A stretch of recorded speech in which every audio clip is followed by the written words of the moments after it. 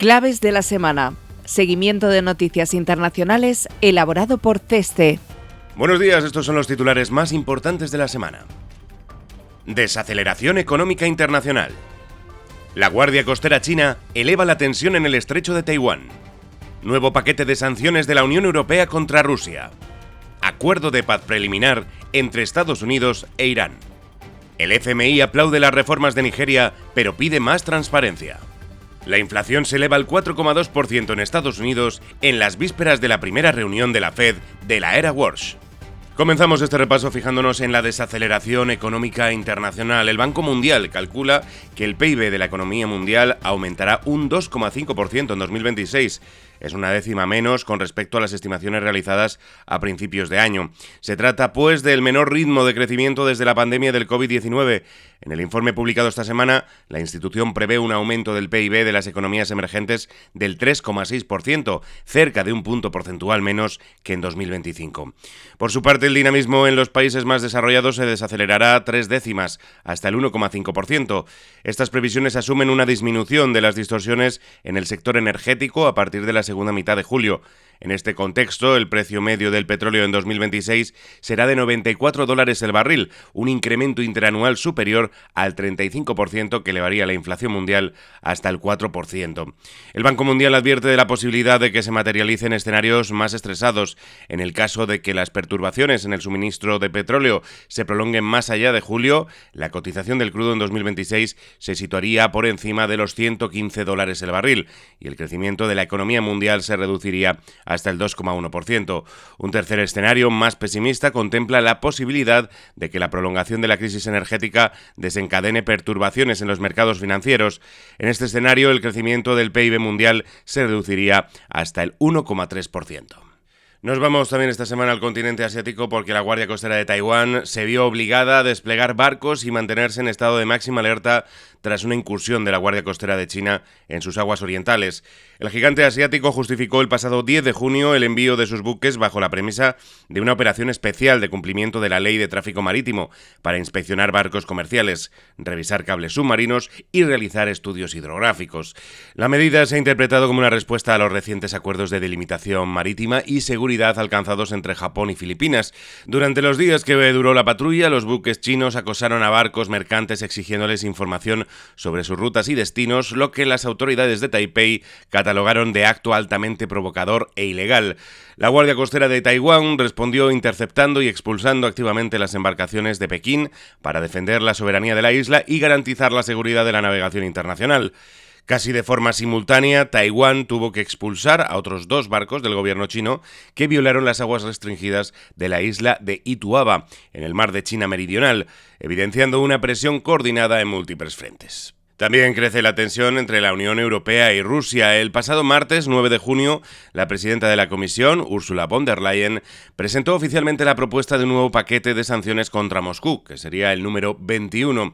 Si bien las medidas abarcan varios sectores, están focalizadas en los servicios financieros, concretamente en el ecosistema de criptomonedas. En los últimos años, Rusia ha desarrollado una red paralela al sistema financiero tradicional con el fin de mover fondos y poder evadir las sanciones de la Unión. Esta infraestructura de evasión incluye exchanges, plataformas que permiten el intercambio de activos digitales, stablecoins, criptomonedas vinculadas a la divisa del país, intermediarios offshore y otras plataformas digitales. Bruselas tiene la intención de prohibir totalmente los servicios de criptoactivos de terceros países a Moscú.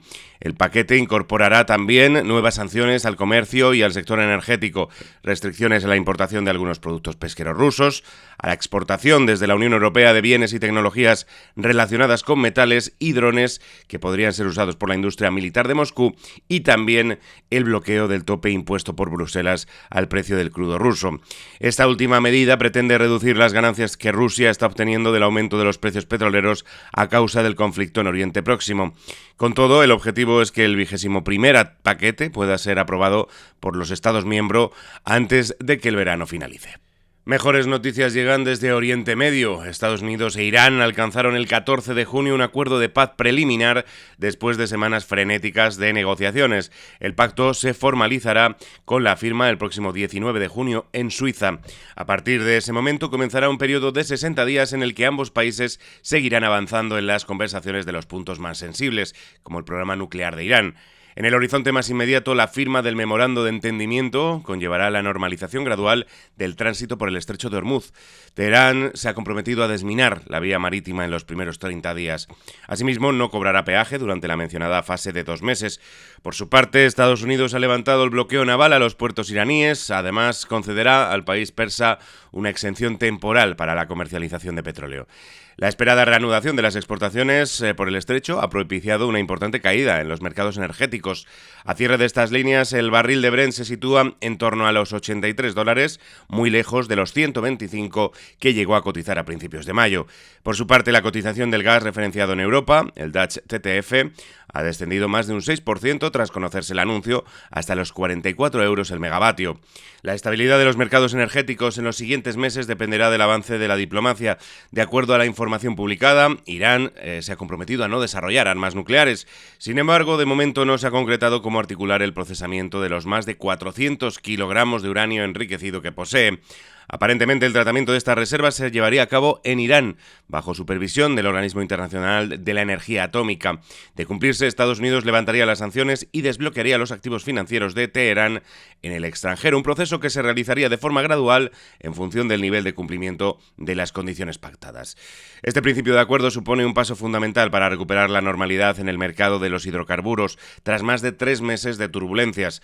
Ahora bien, conviene tener presente que la incertidumbre continúa siendo elevada, debido a las divergencias que persisten. No se descarta, por ejemplo, la posibilidad de que las negociaciones sobre el programa nuclear se enquisten. A esto se suma un segundo interrogante, dado que el pacto contempla el cese de enfrentamientos en todos los frentes, entre ellos el del Líbano. Por ello, no se puede descartar la posibilidad de que los movimientos de Tel Aviv o de la milicia libanesa terminen entorpeciendo el avance de las negociaciones entre Washington y Teherán. Nos vamos hasta el continente africano, concretamente a Nigeria, porque el pasado 9 de junio el Fondo Monetario Internacional publicó su informe periódico sobre la economía del país, en el que destaca que las reformas transversales implementadas en los últimos 3 meses han generado mejores resultados macroeconómicos y fortalecido la resiliencia.